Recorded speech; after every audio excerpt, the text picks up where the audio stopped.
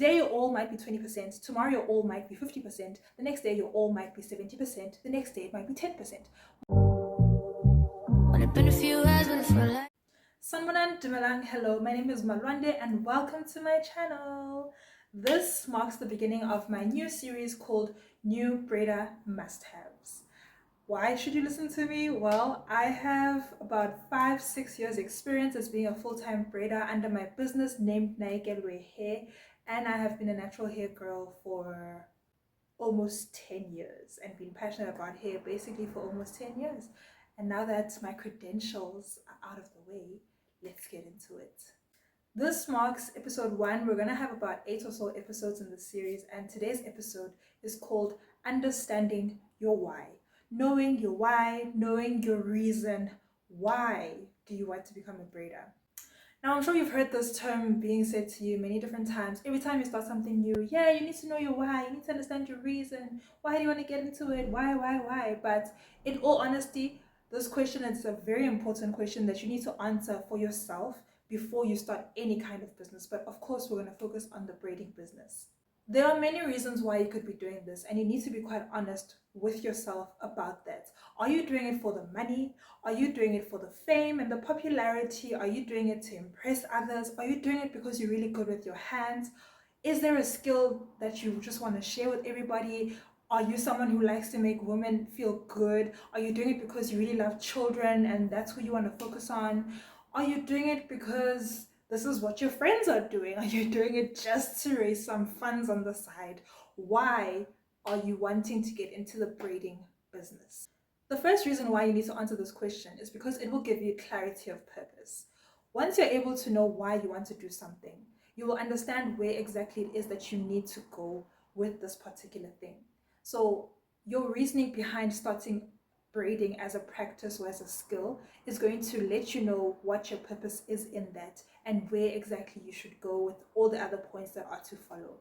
So I'm going to give you a moment right now to write down your why with the examples that I've given, and just think about it. Why do you want to become a braider, or why do you want to enter the braiding business? You can drop me a comment below as well if you'd like to do that. Otherwise, just write it down on a piece of paper, hold it close to you because you're going to need it for the rest of this episode. Are you done? All right, let's move on. My second point is that you need to treat this like a business. You need to know your why so that you can treat it like a business. Your ability to treat something as a business means that you are approaching it with seriousness. You're not taking it just as something that you do.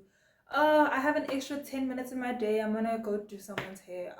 Do I feel like it today? Nah, I don't really feel like it, so I'm just not gonna show up. Maybe we'll try again tomorrow, because it's whatever, man. It was never that deep. That is what happens when you don't treat something like a business. If you did that with your business, you are setting yourself up for nothing but failure. So we want to see you succeed. I want to see you succeed in this. So therefore, you need to know your why so that you can treat it like a business with your approach, with how you carry yourself, with the decisions you make, and how much hope and how much time, money, and effort you invest into it. You need to understand your why so that you can set goals for yourself. And now that we've established we're treating it like a business, you're going to set goals for your business, right? So this could look like your average short-term goals, your medium-term goals, your long-term goals. Guys, I'm sure we all learned this in life orientation in high school. Yes, more than 10 years back, but those lessons are very important at this point. So you need to write down short-term goals, medium-term goals, and long-term goals, and all of this will come from you understanding your purpose and your reasoning behind getting into this work. My fourth point is be a professional. The way that we live, people address you how you are dressed, right? People address you according to how you carry yourself. Being a professional relates to how you dress, how you speak, how you treat your practice, your business, everything that you do. And it relates to also how you treat others around you. It also relates to just how serious you are about what it is that you're doing. So be a professional, be on time, don't be late, don't make excuses, be present and be active, be ready and willing to get down and dirty and do the work. My fifth point is simple. Show up every day. Show up. This is something that you want to do, right? You now understand why you want to do it, right? And you understanding why means you now have a reason to show up every day. And when you show up every day, give it your all. Today, your all might be 20%. Tomorrow, your all might be 50%. The next day, your all might be 70%. The next day, it might be 10%. Moral of the story, though, is that you showed up. You were present every single day. Every single day, no matter what it is that you're doing towards your braiding business, because you now have a why, you're going to show up every single day and you're gonna take a step forward. I'm not shouting at you, I'm not shouting. I'm just saying, make sure that you show up every day in whatever capacity you can, whatever capacity you've committed to and decided to with yourself. And if you have an accountability partner, with that person or with God, like just to show up every day. My sixth and final point is sacrifices. Now, every time you start something, you're going to realize that there's always sacrifices to be made. That is just how life works. And this is absolutely no different. This is going back to, again, why you need to know your why. It's so that you can be able to answer this question very honestly and know the kinds of sacrifices that need to be made. Say, for example, you're someone who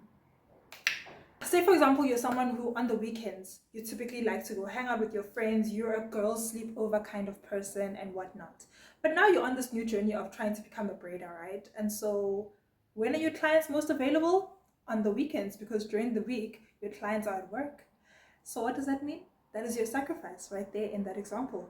That person needs to sacrifice friendship sleepovers. Maybe now you can only go see your friends for dinner because on a Saturday morning into Saturday afternoon, what are you doing? You're working.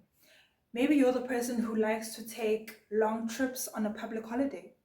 Now that you know your why in the braiding business and you know where you're trying to go, you've done your goal setting, you've done all the points we've discussed, you know that on a public holiday is when your clientele is most available. Therefore, you're no longer the person who's taking long drives on a public holiday. Where are you? You're at work. You are showing up. You're being professional. You're being your best, because that is the sacrifice that you have to make. We have now reached the end of this episode. If you enjoyed that, please let me know in the comments below. And stay tuned, subscribe, and I'll catch you in episode 2. Save her mind, hold her hand, and